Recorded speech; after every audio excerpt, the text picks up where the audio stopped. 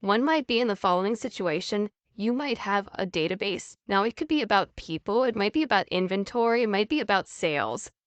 Here and there in certain kinds of lists, you want to randomize the order.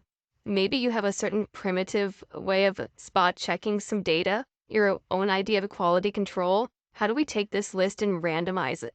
Either add an empty column on the right-hand side or left side, doesn't make any difference. And even though that doesn't say random, I'm just going to type in random here, just for indicator here. We're going to be putting in a random number here that will actually allow us to sort. So one function is called equal rand. It's one of those functions that has parentheses but nothing between them, so we need only type the left one.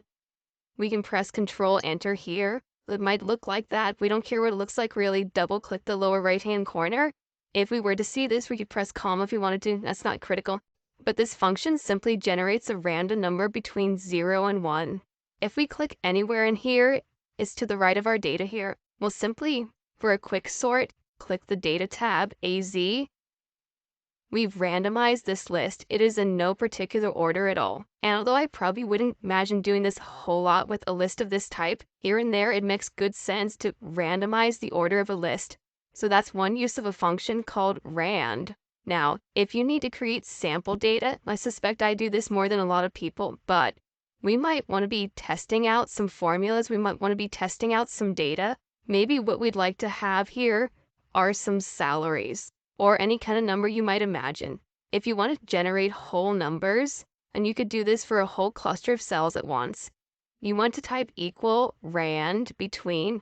Now with any function, if you start to type it and you see the pop-up list, if you see it here, you can certainly click it and press tab. There we go.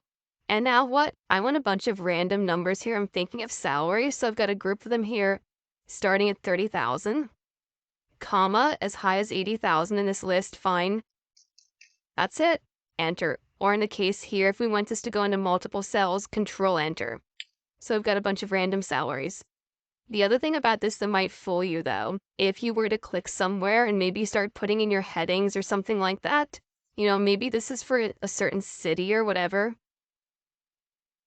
As I press enter, watch these numbers. They all got regenerated.